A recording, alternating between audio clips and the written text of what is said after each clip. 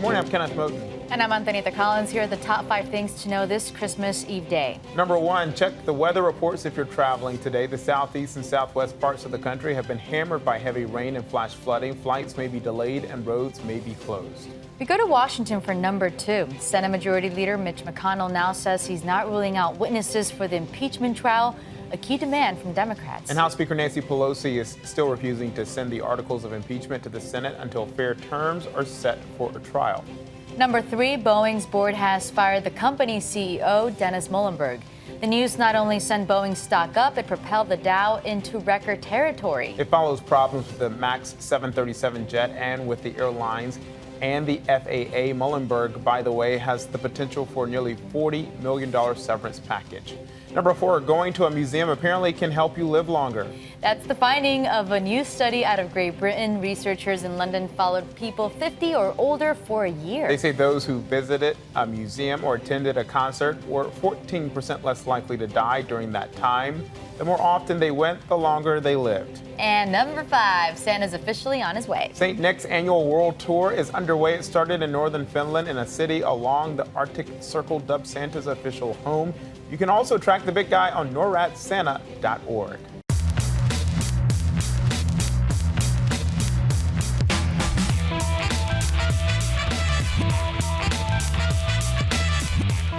Not only is it morning, America, it is Christmas Eve morning. Thank you for joining us on this Tuesday, special week here. Holiday for the week. holiday, yeah. It's a good day. It's a good day.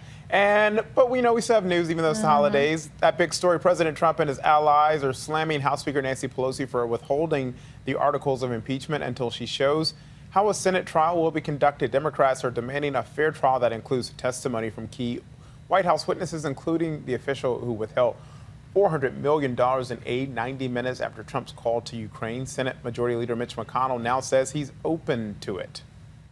We haven't ruled out witnesses. We've said, let's handle this case just like we did with President Clinton. Fair is fair. Okay, everybody. Senate Democratic leader Chuck Schumer said circumstances in the Clinton impeachment trial were different because it followed a lengthy and independent counsel investigation with numerous witnesses. Now to North Korea, putting the U.S. on high alert after threatening to deliver a Christmas gift. That so-called gift could be a long-range missile test following months of stalled nuclear talks. Satellite images just released show new construction at a factory where North Korea makes equipment to launch those missiles. Stay tuned to Good Morning America. Our Matt Gutman is live in the region with the latest developments. There is new reaction this morning after a Saudi court sentenced 5 people to death for the brutal murder of Washington Post columnist Jamal Khashoggi. Human rights activists are calling the trial a mockery, saying those who ordered the killing were being protected. Khashoggi was a vocal critic of the Saudi royal family, and the CIA says he was likely murdered on the orders of Crown Prince Mohammed bin Salman. The baby of a Texas mother found dead in the trunk of a friend's car is back with her family. 3-week-old Margot Carey was reunited with her father overnight. Both mother and daughter vanished on December 12th, sparking a massive search. Family and friends gathered last night in Austin for a vigil to honor Heidi Broussard, whose body was found at the home of a longtime friend. ABC's Kaylee Hartung reports from Austin. The mother of Heidi Broussard speaking out about her daughter's murder and the best friend who stands accused of kidnapping Heidi and her infant. Tammy Broussard saying of the recent allegations, "This is just unreal, because to even fathom that a person you thought was your friend to do this, it's just unfathomable." Heidi and baby Margot last seen on December 12th, before vanishing. Her fiance tearfully pled for their safe return. Bring her home safe, or put her somewhere safe. Her and the baby just... After a massive week-long search, the horrific twist. Police found Broussard strangled to death in the trunk of best friend Meghan Firamuska's car. The baby was found unharmed inside her Houston home. Firamuska now facing 2 charges of kidnapping and 1 charge of tampering with Broussard's corpse. Police are investigating if this was a plot by Firamuska to steal the baby and pass it off as her own. Broussard's mom now saying she'd been uneasy with Meghan from the beginning, adding, "Everybody loved her. We thought Meghan loved her too, but evidently that wasn't the case. She wanted Margot, is what she wanted." Family members say baby Margot is being returned home to her mother's fiance. We're a very tight family, full of love, and we just want to kind of, try to get that going again. This has been the bizarrest thing you can ever imagine in your life. She's coming home tonight, and, that's the best thing that, could ever happen. Fieramusca's been charged with kidnapping, but still no one has been charged with Heidi Broussard's murder.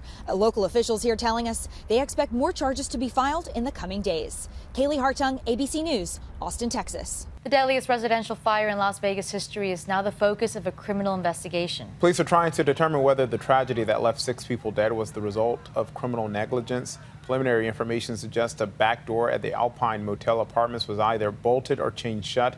Tenants were left dangling out of windows trying to escape. Search warrants have been issued as part of the investigation. And let's get to that extreme weather in certain parts of the country in the final hours before Christmas. A day after one major airport was forced to close due to flooding, today is likely to be the lightest travel day of the Christmas season. But that doesn't mean there won't be challenges with storms this morning in the southeast and southwest. Let's bring in our friend, ABC's Serena Marshall, with the latest. Serena, good morning. Kenneth, Tony, good morning to both of you. And some of that flash flooding warnings are going to continue into this morning. Kenneth, your state, particularly South Carolina, was slammed with some flash flooding over the past 2 days. You can look at some of these photos. Drivers learning the hard way not to move into that standing water. Atlanta, a lot of the same. You mentioned Fort Lauderdale Airport. They were shut down due to flooding. Those storm systems expected to move out in the next couple of hours, hopefully. But out west, they were seeing much of the same. Another storm system was slamming California. You can imagine LA traffic on a normal day, add in a little rain, let alone buckets of rain, and they were having massive travel delays in that region. And there was also some strong winds and that massive rain leading to this downed tree. Take a look at that. It slammed into a duplex, and a man was actually underneath that tree and trapped. Rescue crews were able to get to him and rescue him. He was treated for minor injuries, but luckily that storm system going to be moving into Arizona. So Christmas Day hopefully won't be too bad for much of the nation. Here in the Northeast, we're going to be pretty lucky. It's going to be in the mid to low 40s, sunny skies. So we should have not a white Christmas, but at least a sunny one. Kenneth, Tony. Yeah, really hoping people can get to where they need to go and get there safely and quickly. You want to know how lucky I was, Serena, over the weekend? I was in South Carolina, in Charleston. I actually took pictures, family photos, on Saturday. And then all the rain started on that Sunday. And as you mentioned, it's been going for the past couple of days. So we've been seeing a lot of localized flooding there on those streets. So you brought good weather here. Yeah, I definitely brought good weather. Well, we're glad that you made it out okay, Kenneth, because there's definitely still some flooding going on there. But as you mentioned, the busiest travel day isn't going to be today. It's going to actually be the day after Christmas. And between now and New Year's, they're expecting more than 100 million Americans to take to the roads to visit family and friends. So if you're going to be traveling today like me, then you might be in luck. I'm not going too far south. I'm not going to hit up your home state yet. Well, I will tell the viewers that you just posted some amazing family photos this morning. Thank you. I will tell everyone to go to Serena Marshall's Instagram page to see them. They are adorable. Shameless they plug. are cute. And luckily, my family photos came out okay, too. We missed the rain, so. Good. Well, I can't wait to see yours. What are you looking forward to the most over the holidays now? Well, Kenneth mentioned my family photos. Those are of my little 16-month-old daughter, and I'm really excited to experience her really first Christmas. I don't really count her Christmas last year. She was 3 months old. She didn't really understand the whole concept of opening presents. So this year we're going to get to see Christmas with my family and my sister and her daughter and have that little angel face of mine open some presents. I'm really excited. She is an angel. Tell her Uncle Kamo said hello. I know she misses you. You have to come down and visit. I know. I'm being a very bad Uncle Kamo.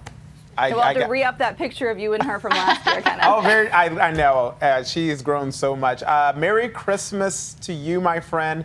It's so good to see you and good to chat with you. Merry Christmas to both of you. Happy holidays. But we do have that question of the day for everyone. For everyone, we want to hear from you. What are you most looking forward to over the holidays? Is it the food? Is it the family time? Be honest, be truthful. Don't say family if you don't really want to be around the family right now.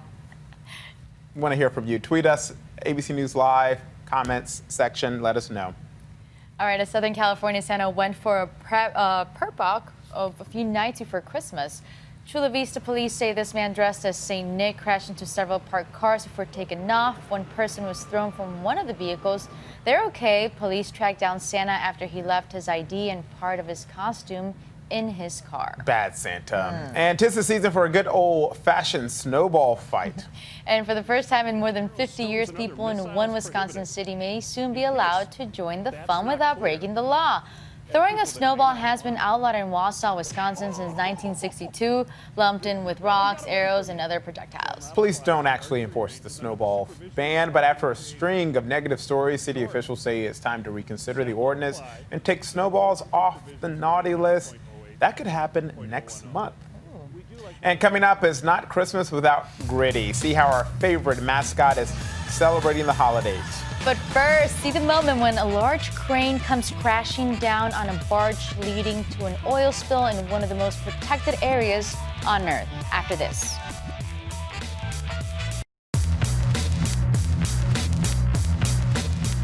Welcome back. Let's get to some news breaking overnight. The Afghanistan Defense Ministry says a Taliban attack has killed at least 7 Afghan soldiers in the northern part of the country just a day after 33-year-old Sergeant First Class Michael Gobble of New Jersey was killed by a roadside bomb. Let's go across the pond to foreign correspondent Lama Hassan in the London Bureau for the latest. Lama, good morning to you. Yeah, good morning to you, Ken. Here's what we know about this latest attack. We understand that it took place in the northern part of Afghanistan in Balkh province. 7 members of the Afghan army, 7 Afghan soldiers were killed at a checkpoint. We understand that 6 others were wounded in the attack at the checkpoint. 3 of them were intelligence officers. The Taliban, as you said, has claimed responsibility. The group's spokesperson releasing a statement saying that it carried out the attack. And not only did they capture 4 Afghan soldiers, they also, according to the group's statement, seized ammunition and weapons. And as you rightly said, this does come a day after a U.S. Special Forces soldier was killed in combat in Kunz province. Now, we understand that that incident is still being investigated. Now, the Taliban, as you know, has been carrying out quite a number of attacks almost daily. These are taking place as negotiations and talks between members of the Taliban and the U.S. are taking place in the Arabian Gulf city of Doha. They are trying to end or try to find an end to this 18-year-long conflict, the U.S.'s longest war, but the attacks are still going on. Mama, another story we're following this morning, new details emerging after a dangerous spill in one of the world's most revered ecological landmarks, the Galapagos Islands. A crane came crashing down, sinking a ship, causing oil to spill into the waters. How is the cleanup process going this morning? Yeah, it's such a worrying incident, this one, because we understand that emergency teams are rushing to the area to try to save, as you rightly said, one of the world's most fragile ecological systems after 600 gallons of oil spilt into the sea. The video is incredible. You can see the crane trying to lift this very heavy container, and it couldn't take its weight, so essentially it toppled into the water, sending all of that oil into the sea, as well as its crew members trying to rush to safety. Now, we understand that staff from the Galapagos National Park, as well as members of the Ecuadorian Navy, have rushed to the scene trying to stop the spill from spreading, and they're trying to do that by placing absorption cloths as well as barriers, so to stop the oil from spreading any further. And I don't need to tell you how important those islands are. I mean, they're on the UNESCO World Heritage Site, as well as being just having or housing some of the most unique animals and species in the world. So it's a real race against time now to try to contain that spill. It is, and let's hope they are successful in hurrying to clean all of that up. On to something much lighter this holiday week, Lama. The Duke and Duchess of Sussex have shared their family Christmas card on Twitter. And we look at this image. Can you believe how big baby Archie has gotten? 7 months old, I know. It's a real royal treat. That's what I like to say about. That's how I'd like to describe it this morning, because as you rightly said, the Duke and Duchess of Sussex have, via the Queen's Commonwealth Trust Twitter account, revealed their holiday card just in time for Christmas for all us royal fans. And you can see 7-month-old Archie, an adorable Archie, I must add, front and center with his grin grinning and doting parents in the background, looking so proud. And I say it's a royal treat because, yes, he is absolutely adorable and cute, but it's very rare that we see him. So it's quite nice to have that little surprise. And don't forget that the family of 3 have been away from the spotlight. They've taken 6 weeks off and they're spending the holidays in Canada. So it's quite a nice treat to have today, just before Christmas. So nice to see. Don't you think? I love it when I saw him. And, you know, as you know, the Queen put out that Christmas message, and she used the term, it's been a bumpy year. Yes, I tell you, I think everybody's looking forward to that Christmas message that is usually, you know, traditionally played here in the afternoon, just after people have finished their Christmas, tucking into their Christmas lunches. Everybody sort of huddles around the TV to listen to what the Queen says and how she describes this year. But yeah, we understand that that's one of the words that she's going to use, that it's been quite a bumpy year. And while there are a number of things and stories and incidents that we can think of off the top of our head, when you see baby Archie there, you're like, you know what? Forget it. Nothing It's been good. It's been a great year, yes, right? Definitely. Yeah. Hey, Lama, Yeah. it's so great to see you, my friend, always. Thank you. Happy holidays. Hey, happy holidays Happy to you as holidays. well. Thank you. All right, on this Christmas Eve, we take you to a journey through the hidden city of Jerusalem. ABC's James Longman joined National Geographic, owned by our parent company Disney, and went underground hoping to get a peek at what it looked like during the time of Jesus. The Holy Land, where the Christmas story is set and where religious and cultural sites sit in powerful testament to human civilization. But go below ground. So down we go, I guess. And the journey through history continues. Andrew Lawler is an author and National Geographic explorer who took me on a tour of underground Jerusalem. People have lived here for more than 5,000 years. So what we see here right now is just the top of Jerusalem's history, just the very, very recent past. The first wonder, 2,000-year-old Step Street, where Dr. Joe Uziel is supervising an extraordinary excavation. Tons of this sacred earth being sifted for clues. This is how we get the dirt out as we excavate. This like is the coins. sandbag coming up here. Yeah, So what's in there could be important, you've got to sift through it. we got to sift through it and maybe find some of those coins, which are really, really important, because those coins basically are our best way of dating what we're excavating. So Jesus could have walked these streets? Oh, that's a good question. Either Jesus walked these streets or he walked and saw the construction of this street. The City of David Foundation, which is funding all this, hopes to open this remarkable walkway to the public soon. But in a city defined by claims to land, it's controversial work. Palestinians say their homes above are being damaged by Israeli diggers and that the Jewish community wants to push them out of the area, something the foundation refutes. Elsewhere, their underground work is also shining new light on world-famous sites like the Western Wall. That's the Western Wall. This is the Western Wall. That's the Western Wall. And eventually this will be part of the tourist paths of the Western Wall tunnels.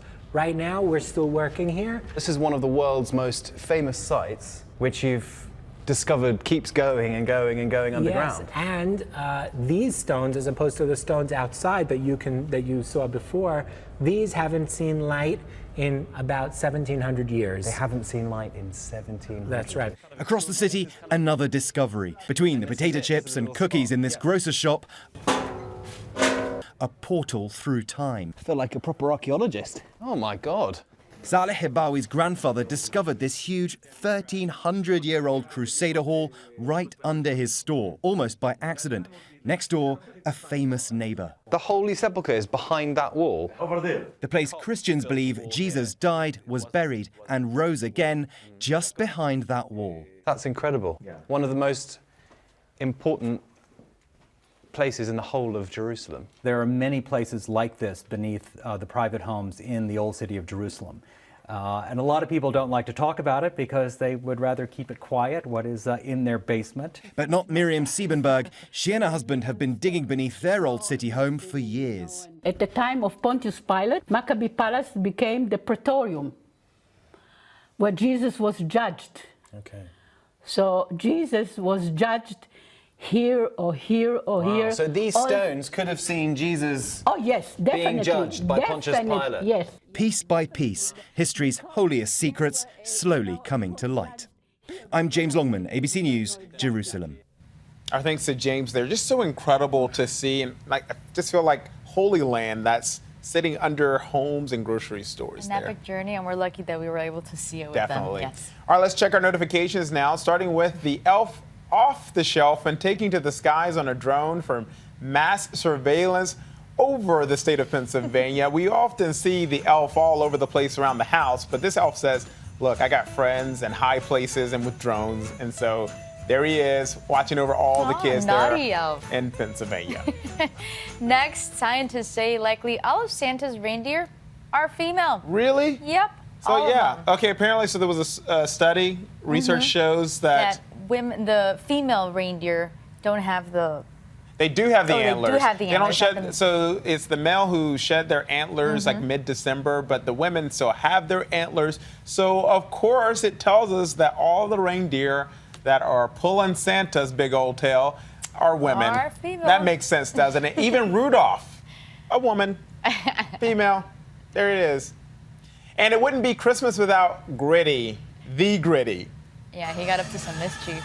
Yep, Philadelphia Flyers mascot there, who really is our mascot as well. He's a rockette. He's a legend. He's dancing. He's having a good time. Also, he was armed with cake at one point for this. Poor fan. Blindfolded. Yes. Not one cake, but 2 cakes. He's taking the blindfold off and didn't even have a chance. I bet you Gritty is in the naughty list. He probably is. Not on ours, though, because we love him. Hey, and a Siberian tiger at the Dublin Zoo apparently thought the day's menu included a 7-year-old boy. He lunged at him as he posed for this video in front of the enclosure. Luckily for little Sean, there was a sheet of thick glass between them. His father says Sean was calm, but his brother took off running.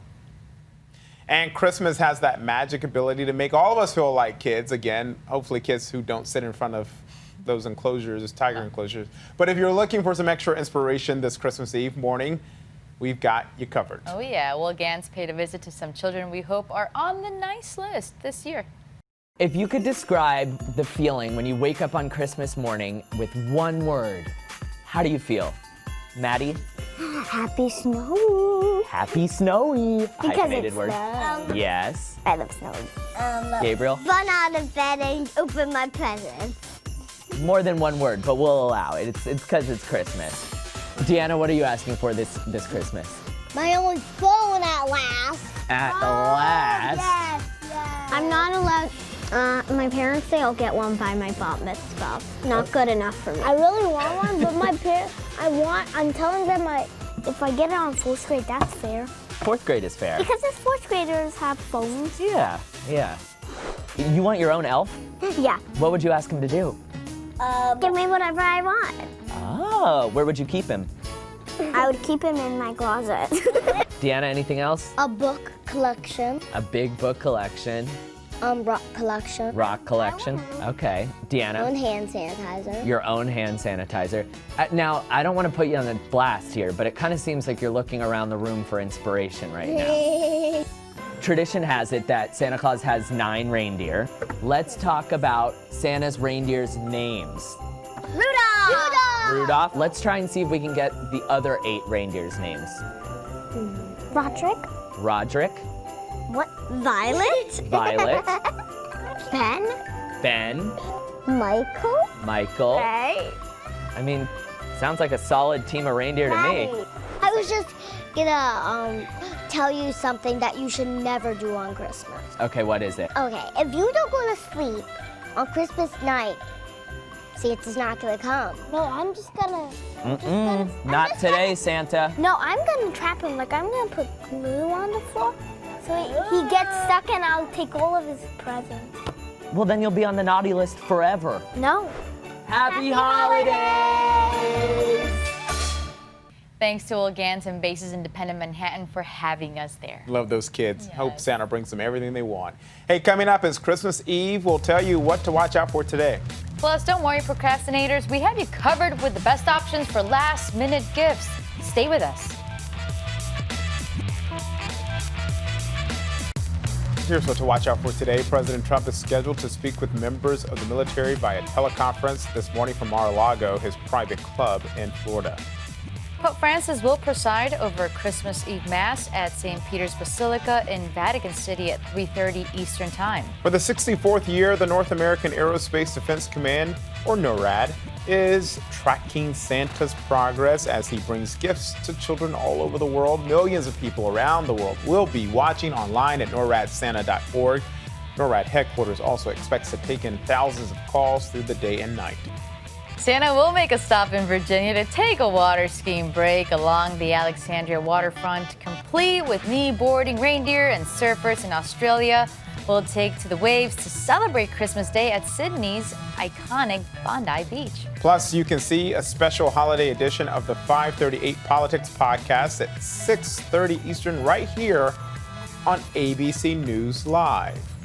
And the last minute is officially here for all of you Christmas shopping procrastinators. There's still a chance to get those presents delivered, but you better get moving.